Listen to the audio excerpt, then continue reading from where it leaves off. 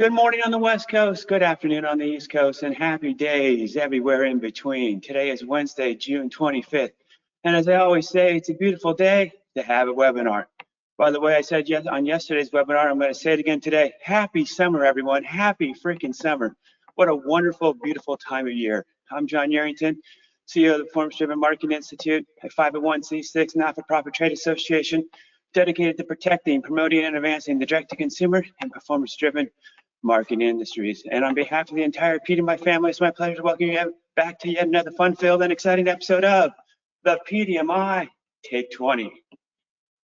Today, as a reminder, PDMI Take 20 is a quick-hitting roundtable discussion led by industry experts on trending topics, all in 20 minutes or less.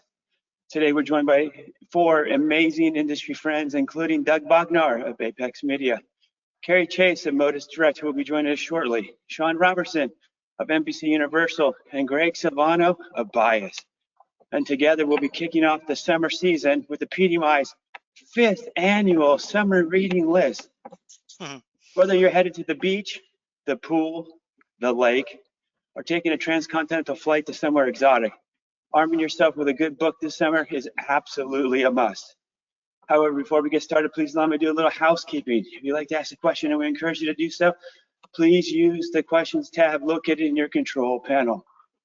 Also, please note you're welcome to ask questions throughout today's conversation, but we'll hold all replies to the end of today's discussion. Alrighty, folks. With that said, it's my pleasure to introduce today's moderator, voted 2025 Sexiest Man in Performance Marketing. He's the fearless Chris Foster. Chris is Vice President of New Business and Modern Postcard, a direct marketing agency located in Carlsbad, California. In addition to his day job, Chris is the chairperson of the PDMI's Brand Response Council and the host of the podcast, Menfolk Journey. As always, Chris, it's a pleasure to have you here today. Thank you, my friend. And for the 117th time, because today is the 117th episode, Take it away, my friend. Take it away. Yes, well, happy summer. Thank you so much, Johnny, for that wonderful introduction. So this is our annual summer reading. The fountainhead of this idea was our beloved Sean Robertson, who said, hey, let's think about books that inspire you, books that help you become a better person, both personally and professionally. Doesn't have to be just business books, doesn't have to be just fiction, a blend in and of between. And we thought that was an awesome idea. And Sean's ideas, carried out for 5 years. So we're all going to go around the table and we're going to talk about the books that we've read or books we're reading and how they're making an impact in our lives, how we're doing things a little bit differently, thinking about things a little bit differently, and probably most importantly, acting in ways that are a little bit different because of the books that we're reading. Sean, it's only appropriate that you kick us off. This is your idea. It was a beautiful idea. And you hit home runs grand slams every single time you've come to the table with your book selection. So please kick it off for us. Thank you, and thank you for having me. Great to see you, Chris. We kicked this off. It seems like 5 years ago, but it carries through, right? This started as a COVID solution. How do we keep people connected? And it is carried on. And I got to say, giving books, sharing books is one of my great joys. If I read something that's inspiring or touches me, you got to share it, right? So as easily as you share your favorite podcast, share a book, buy a book, borrow a book, but it's a great way to stay connected to folks that share great ideas. So the book, I'm not reading it right now. I just finished it, and it's actually a reread. I read it a little bit earlier this year, but it's timely. The Leader Who Had No Title, and it's by an author who I wasn't familiar with before this. I'd heard about books that he'd written before, but Robin Sharma.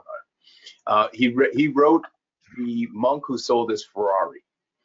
And this is a fictional book, and I'll tell you about another story that it has some parallels with that really, when I had the aha moment in the middle of the book, it was like, oh, this is really cool.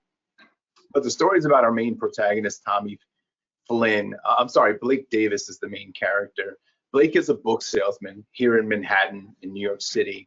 He's an Army vet or military vet who comes back from Iraq, feeling disengaged. He just has a job, not a career. He sees himself as somebody who shows up at the bookstore, sort of hides away and tries to do as little work as possible.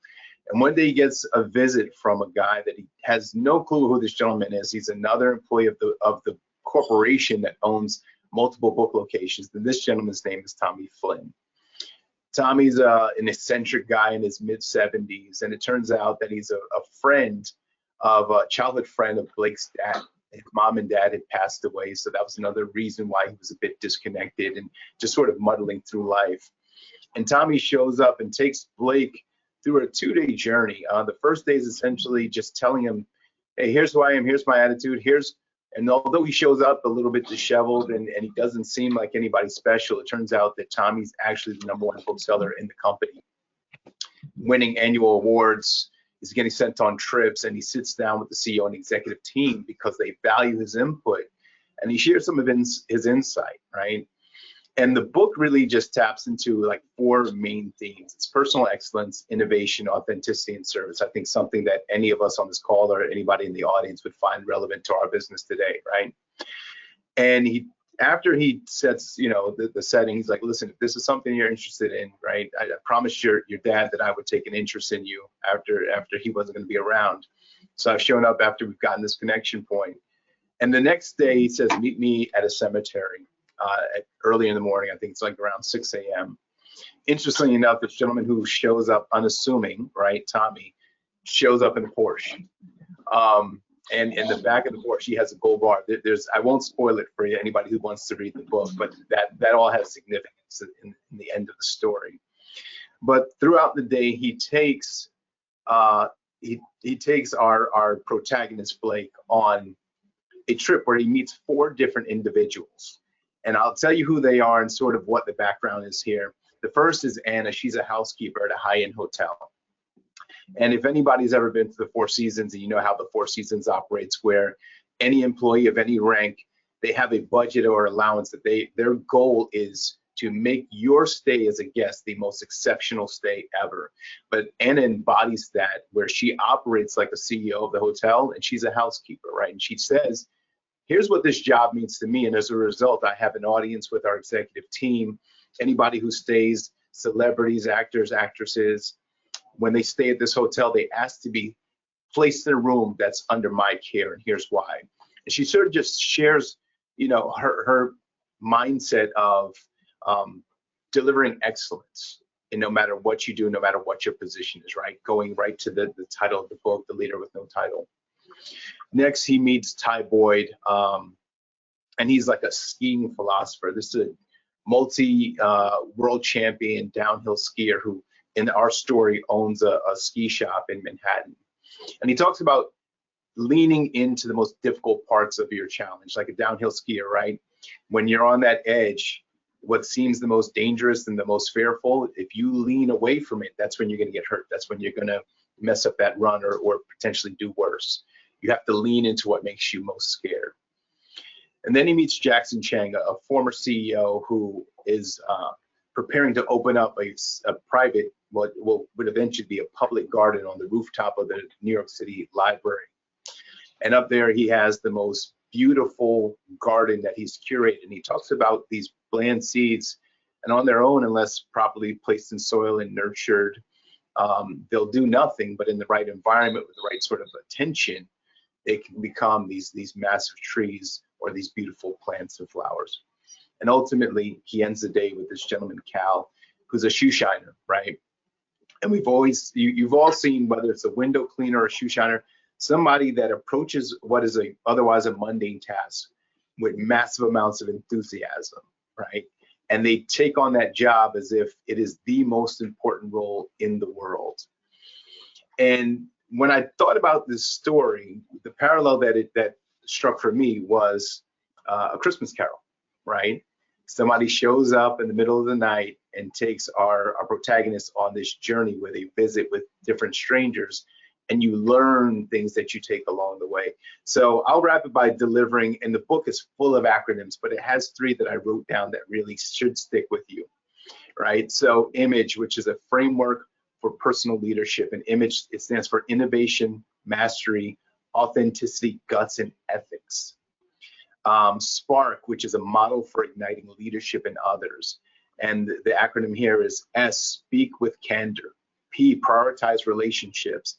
A, act with integrity. R, respond versus react. And K, kindle the genius in others. And the third and final one I'll leave you with is shine, a daily practice of excellence. S stands for see clearly. H, health is wealth, right? And I think that's super important for all of us to remember as we get back into the new norm post-COVID and you get back into being too busy for certain things. Make sure you do prioritize your health and that of your family. I, inspire others. N, neglect not your family. And E, elevate your lifestyle, right? And when I talk to young people looking to get into this very interesting and inspiring industry of ours, when I mentioned there needs to be a triangulation of three things, right? What are you good at, right? Things you enjoy. What is something that people will pay you to do, right? You do it well enough, you'll get compensated. And ultimately, how does that align with the lifestyle that you want for yourself, right? I don't mind travel. So whether spending time on the West Coast with my friends like Chris, or going up north, you know, to visit with clients, or flying down to Miami, that's a part of the job, and the sacrifice is being away from my family. But the other side of that is if I didn't enjoy travel, if I didn't like seeing so many different parts of this country, it wouldn't fit with this lifestyle for me. So, you know, the book, as I mentioned, it's a reread for me. It's very timely. And there's so many lessons that I knew when I first read it earlier this year that it's rekindled as my business is going through so much transformation. So happy to recommend it to anybody. And when I see you, happy to put in your hand if you need a copy. Wonderful, love it. Leader has no title. You know, it's so interesting, Sean, when you make that parallel to A Christmas Carol, because, you know, using fiction as a vehicle for lesson and teaching, right, is that, you know, kind of taking somebody through the journey. And what I love about that, it's such a classic structure, like such a classic narrative structure of you're going to learn a lesson here, you're going to go on a journey, and in this journey you're going to meet these mentors who will teach you one crucial aspect about living well, and put in a modern setting. That's fantastic. I've never heard of that book. What a wonderful choice. Thank you. Douglas, are you hitting it? Yeah, so great suggestion, by the way, Sean, not only for this series, but also for your offering today. The book I read is called $1 Trillion Coach, written by Eric Schmidt, Jonathan Rosenberg, a couple of names you might recognize from Alphabet / Google, and Alan Eagle. And candidly, I bought this book probably in late 2020, one of those COVID things. It has sat right over there on that credenza for about 4 years now, 5 years roughly. And I picked it up with the intention of reading it for this offering. It's about a gentleman by the name of Bill Campbell, who most of us have never heard of, but had an amazingly profound effect on our everyday lives, because he was the $1 Trillion Coach, and he picked up that moniker because he advised people like Steve Jobs and Eric Schmidt and Jeff Bezos and Sergey Brin and Larry Page, and spent time, he advised these guys, you know, that lead all these $1 trillion companies. So Bill himself started as a sales and marketing with Procter & Gamble, moved on to a relatively brief career in the advertising business, and then became this successful CEO in the tech world. Was at Intuit and several others. Once he sort of developed this string of relationships with his tech peers, he became a consigliere of sorts, again, to all of these folks. And the book isn't a traditional autobiography by any sorts. It's really a tribute, if to be termed correctly, and a practical guide on how to be a leader. Campbell's leadership style, or the methods that he preached, were principles of empathy and trust and focus on people and clear and concise communication. He was known as a blunt conciliary. He's going to tell you how it is.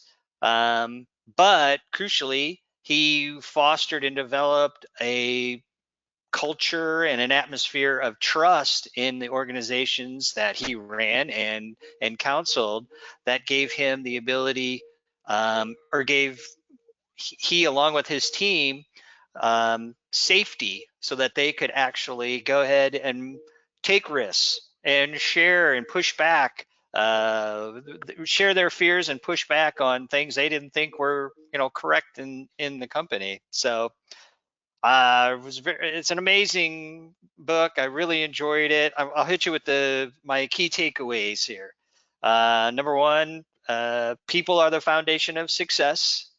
Focus on recruiting top talent and give them support and let them go. The importance of trust and a safe environment and atmosphere, which I mentioned before, fosters really clear and candid feedback and communication. Team first, no egos, please. I don't know that really sets out in Silicon Valley, if that one really, but we'll come back to that. Be candid. That part, right? Yeah. Be candid. Coaching is about serving, not on directing. So again, give that feedback, but you're not there to give orders. And then once you put people in place, empower them with the ability to do their jobs, remove obstacles, make sure they have a pathway in the roadmap, and then get out of the way.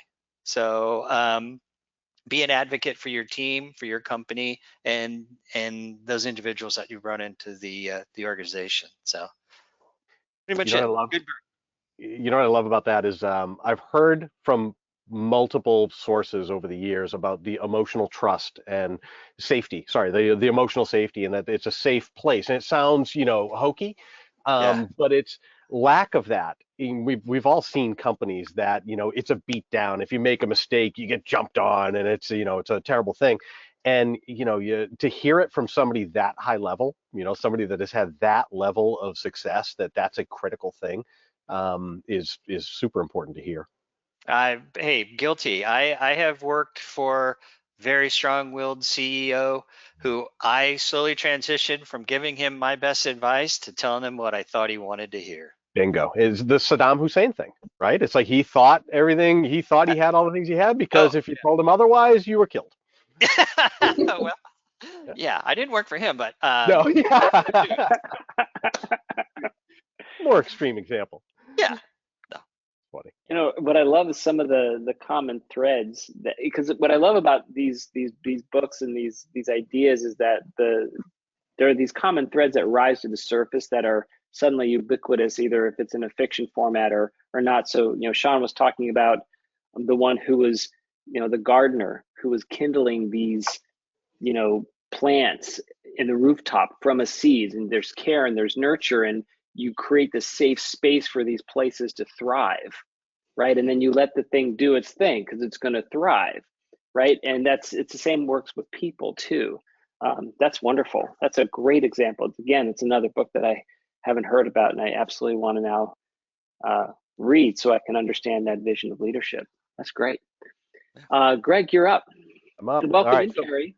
I'm not gonna lie, I struggled with what books. I've been like on a reading spree. I reread a couple books that I was going to talk about, and I was going to. I'm just going to put it up because I think it's still worth people knowing it exists. If you've never read this book or seen this book, Blood Meridian, I have never read a book that was so beautifully written about such a dark topic. Like it's like an Alice in Chains song, like this beautiful sounding and haunting, right? So I'm not going to talk about that, but I was thinking summer reading, it might be a little too dark, but I highly recommend it. What I have decided to talk about is almost like one of those, business books. I read it, I bought it because I was actually originally reading 10X is Easier Than 2X, and it's the same author. So Who, Not How.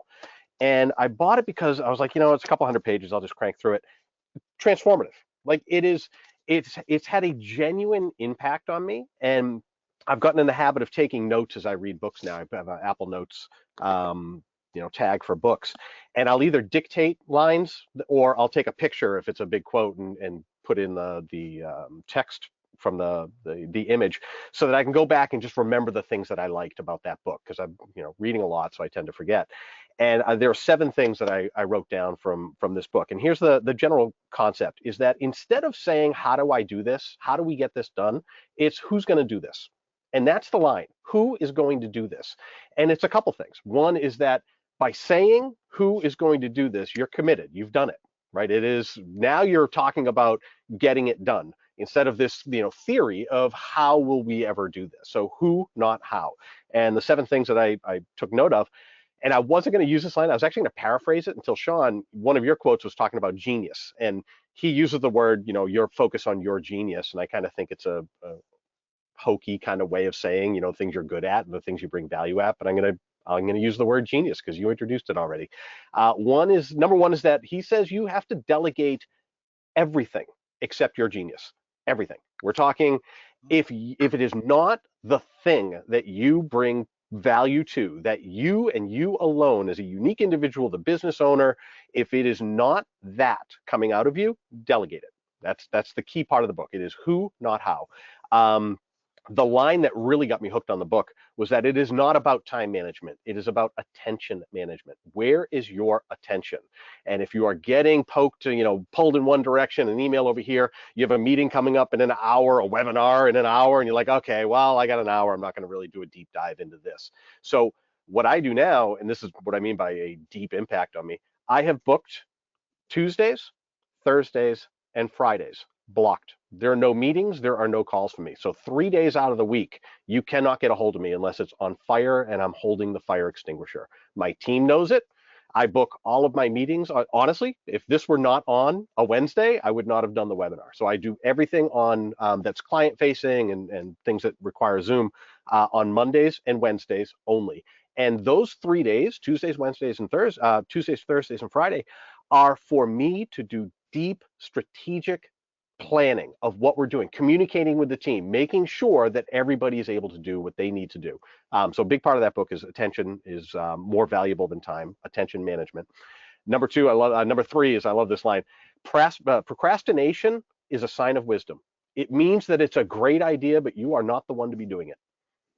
If you're procrastinating, it's on your brain, it's important. And if you're not doing it, it's a clear sign you should start saying who needs to do this because it clearly is not me.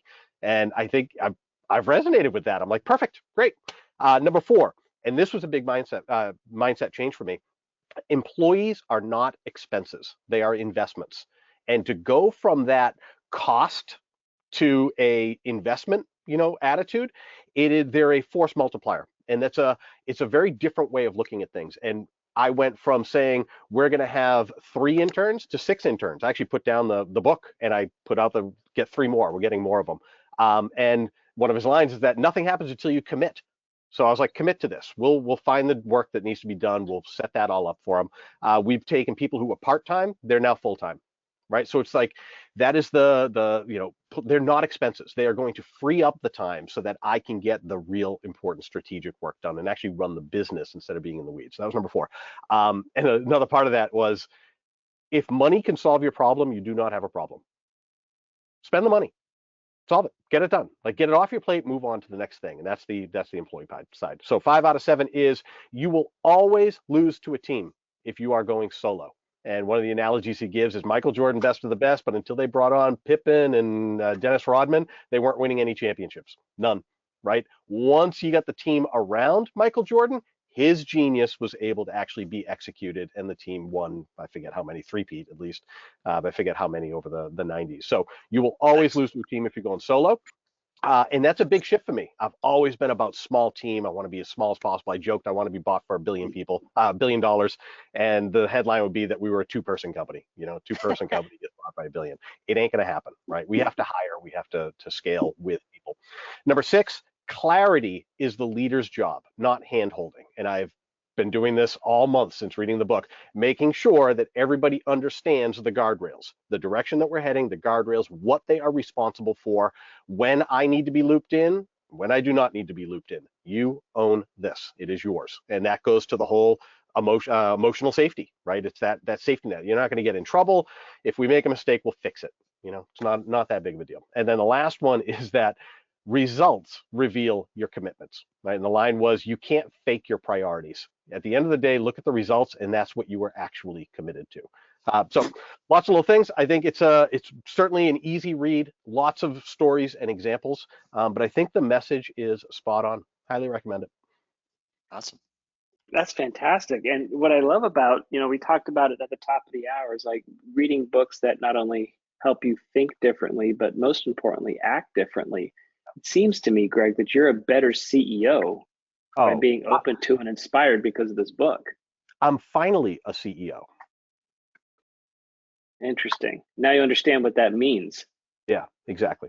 Exactly right. Yeah, it's definitely a mindset change. And most CEOs, I would imagine, at least SMBs, you're the craftsman first, and then you grow into a company and a CEO.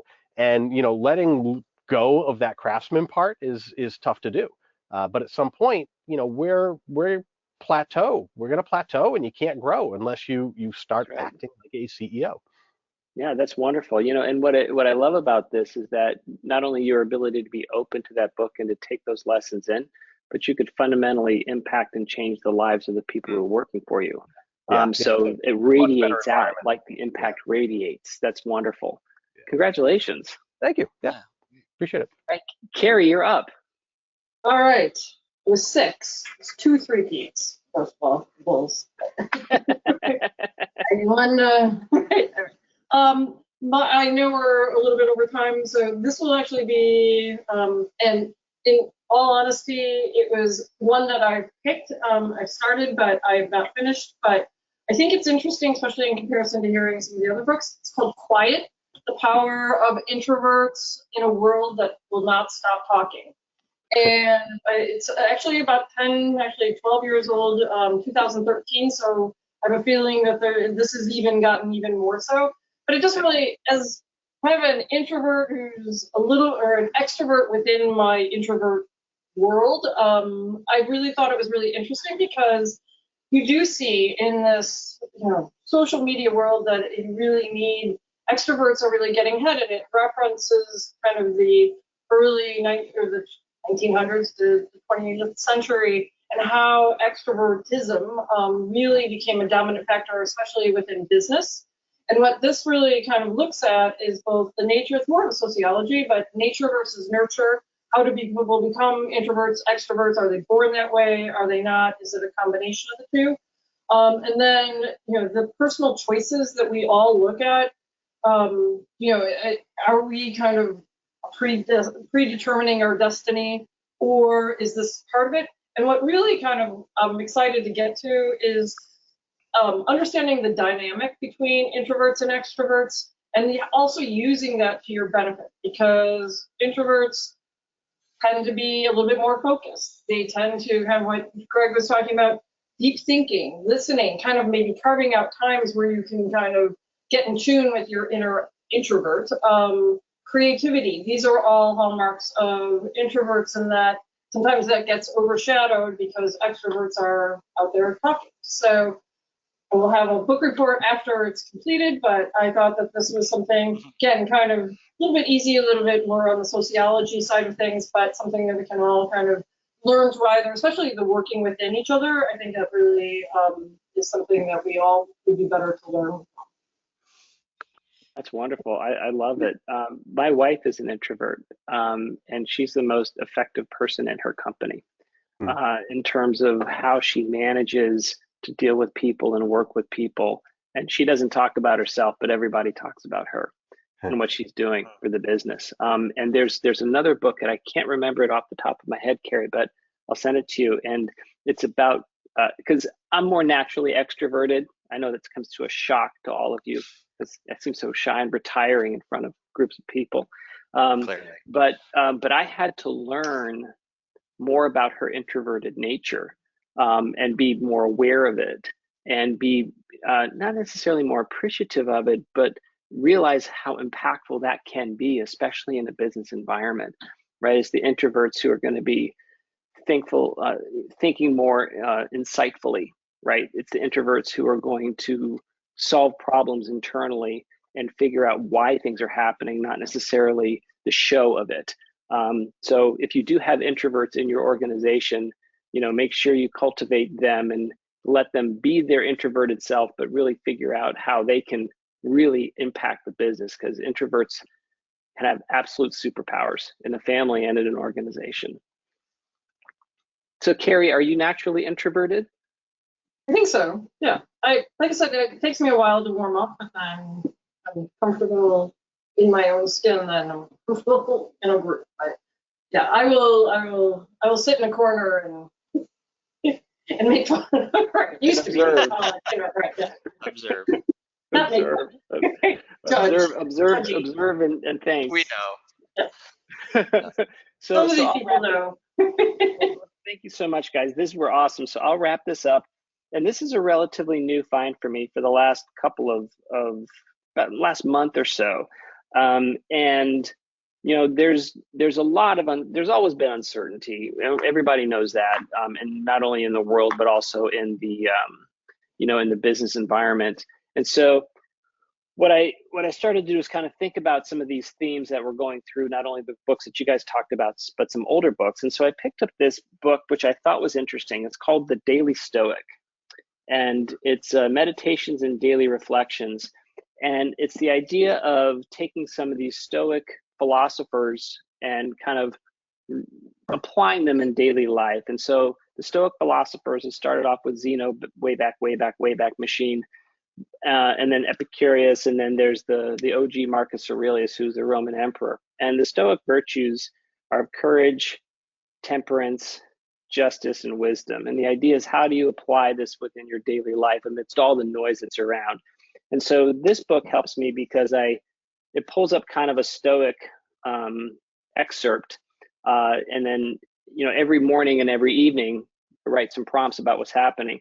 And it also got me interested and motivated to see the OG. So this is Marcus Aurelius Meditations. So this is about 2,000 plus years old. And what's interesting about this book is that it was never intended for publications. It's his own personal journal. So it's Marcus Aurelius's journal that he's just writing. But what he talks about, and there's some nuggets that pull in, such as be the agent of your own rescue, or calm is contagious, right? These small little things that he starts writing about. And what it's helped me to do is it's helped me to have much better conversations, especially difficult work conversations, where instead of responding or reacting or putting my emotions into the conversation itself, it's helped me step back and say, okay, how do I listen to what you're saying without layering in my own reaction, and instead to think about, what are you saying and how am I going to approach this difficult conversation? Like, what are the difficulties that I will encounter today? And whatever obstacle that comes up, it's actually a chance for me to be tested and shown an opportunity to rise to the challenge itself and to be a better version of myself than I was before this challenge. Like, all of us are better when we're challenged, all of us, right? They say, it's a cliche because it's a cliche, what invention is the mother of necessity, right? Where you're up against the wall and you don't quite know what to do, and that's when you figure out what to do. So how can I do that more proactively? How can I say, okay, this is going to be an obstacle or a problem, but this is a chance for me to then bring my creativity, my persistence, my wit, my inquisitive nature, my curiosity, and instead of being overwhelmed by the problem, figure out how to better address the problem and challenge the problem and break it down to a place where I can solve these problems. And it's funny because, like you, Greg, you said it's been a transformative, right? Your book has been, the who, not how, has changed the way you look at your entire organization, which might in fact change your entire life. Mm-hmm. This book and this thinking about things this way have changed the way I've interacted in my organization and made me a much better communicator in the organization, where I want to end up being the calmest person in the room when you have these discussions, right? And we've had these, and figuring out the impact that can have in moving things forward. So anyway, the OG is Marcus Aurelius. meditations, and then you can find this called The Daily Stoic by Ryan Holiday. I was going to bring up, literally this week, so it was either on Monday or Tuesday, I said to my kids that one quote that I always remember after 9/11 was Rudy Giuliani saying, and it was like immediately after, within a day or two, he said, "My father always taught me to be the calmest person in the room." And it is so important. Yeah. Well, and when my girls were younger, because there was a time when actually pretty much my entire adulthood, I was the only male in the house. So there were oftentimes there's a lot of action and a lot of stuff. And I was like, we're all going to, everybody just calm down. And then I realized, no, that's a terrible thing to say. Yeah, that works. Never in the history of telling somebody to calm down has anyone ever calmed down. No, so instead, had I read this book, 20 plus years ago, it would have been, okay, well, calm is contagious. I'm just going to be the calm, right? Yep. And so anyway, I found it very helpful so far. Very cool. Yeah. Great. Well, this was awesome. Johnny, you want to come back? I think we're ready to wrap up. Alrighty, I'm here for you. First of all, thanks for sharing some amazing books. None of these books were about performance marketing, but clearly most of the choices change how you guys think about your work and careers, which is really awesome. So here's the first question for you. If you had to recommend just one book to your entire team to read over the summer, what would that one book be?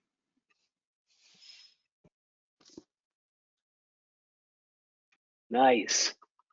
Good Strategy, Bad Strategy by Greg. Why, Greg? It's my Bible. It's people confuse goals with strategies. A goal is not a strategy. Absolutely. The goal is for the Patriots to win the game. The coach is not running up and down the sidelines going, "Win the game, win the game, win the game," right?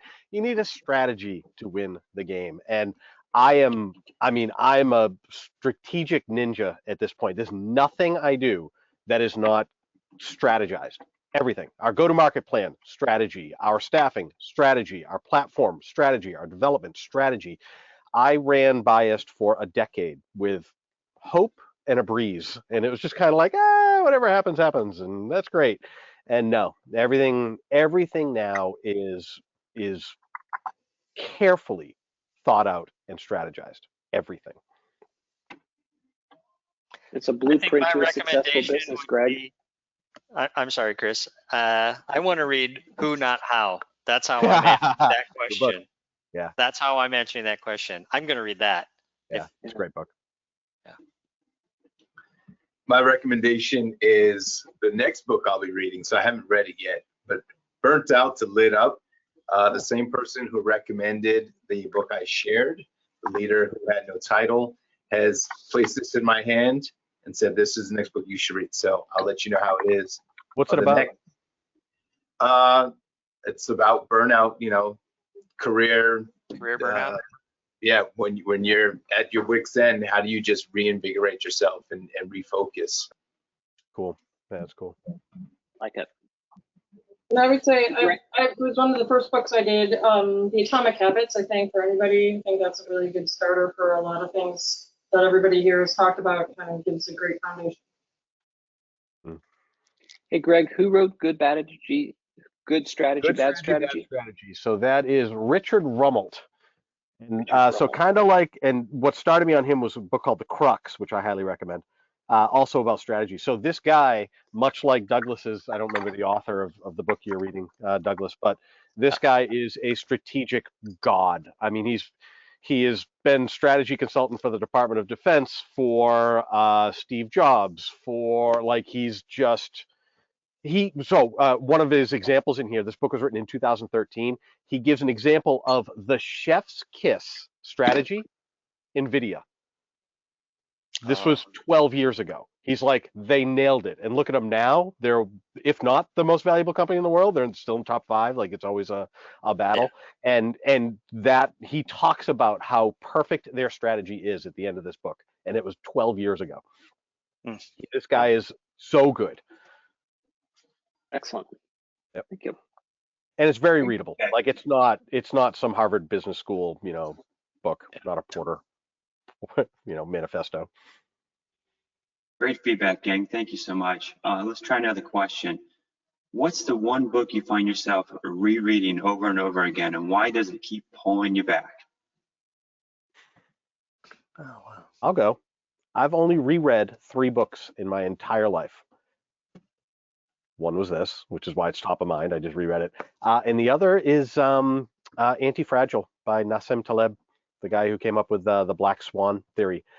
It was a slog to get through, and the first time I read it, I couldn't wait to get through it, but it was the only book I kept thinking about over and over and over and over. And I ended up rereading it, and I'll probably read it again. I think it's just one of those books. It's wonderful. I don't reread business books. I don't know what that says about me. I don't. Yeah. But if you want some good fun reading, East of Eden. I've probably read East of Eden 5 times, and I don't know what that says about me either. But a little Steinbeck never goes. That's never awesome. I read love it. Grapes of Wrath for the first time this Grapes of year. Wrath, That's fantastic. incredible. My God, yeah. Yeah. Not to give anything away, but I was like, I It's feel like I had astonishing to book. reread the last few pages of a book. I was like, what? Yeah. The ending is Punch in the one gut. of the best endings of anything that I've ever read. Yeah. Yep. Very true. I'm with it. I'll jump in. Outliers. I think I've mentioned that book on this before. I actually, one of the teammates of my son on his track team, we were talking about his birthday, and he's one of the youngest kids in his class. And I said, yeah, there are ways to overcome that. So I bought the book. It arrived on Sunday, and I'll be giving it to him at track practice on Friday. So that's a book that I not only find myself rereading, I give it away maybe 2 or 3 times a year. That's a great call. I read that for the first time ever this year too. I was shocked. I was always one. Pete comes up, Outliers. I was like, yeah, I'll get to it. And I read it. I was like, why did I not read this years ago? And there's a good shout out to Paul Revere. So to your point, Carey, it talks about 2 riders during the British are coming. One, we remember Paul Revere, the extrovert who was a part of every club. He was a Mason. He was a business owner. And then the other guy, who I don't remember his name, he rode in the other direction. But it's still more. That's funny. There was a book I that don't. talked- Oh, sorry. You go, Corey. Go ahead. No, go ahead, Greg. Oh, no, you go. I'm trying to find the book.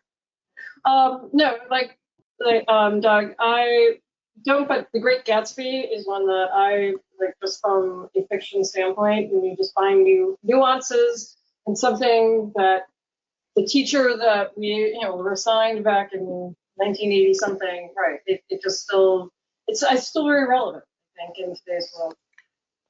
I'll tell you what, I pulled off versus extroverts. I pulled off the shelf this morning to read for the 3rd time is Howard Zinn's People's History of the United States. Not an easy read, a very difficult read, but prescient in this moment. Wow, that's big. Interesting. Fantastic. Well, great job today, guys. I'm going to come back in and join you, close things out. Okay. What an interesting conversation. What a fun conversation. I'm glad we do this over and over every year. We all take a lot from the sharing, so thank you for that, guys. Appreciate your time, expertise, wisdom, education. Everything was great today. Wonderful job. So Doug, Carey, Sean, Greg, Chris, thank you so much. Well, folks, I hope you enjoyed today's conversation as much as I did. Before we close out, I'd like to take a moment to invite you to join us for our next episode of the PDMI Take 20, hosted Wednesday, July 9th at 11 a.m. Pacific, 2 p.m. Eastern. I'd also like to remind you that PDMI's Fall Conference, PDMI West, is scheduled for October 6th through 8th in beautiful San Diego at the wonderful Oceanfront Intercontinental Hotel. Currently, badge holders can save $200 per night when using the PDMI West group link to reserve their hotel stay. To get your attendee badge, please visit thepdmi.com. That's thepdmi.com. And we look forward to seeing you in San Diego in person. Lots of high fives and hugs waiting for you at the conference. Finally, class is in session. I'd like to encourage you all to check out the new PDMI University with 10 powerful courses. This online and on-demand program is designed to elevate your game. Thanks a lot, everyone. Have a wonderful summer. Looking forward to seeing you all soon, and we appreciate you being here. Thanks. Thanks, everybody. Thanks, everybody. Great work. Bye-bye. Thanks.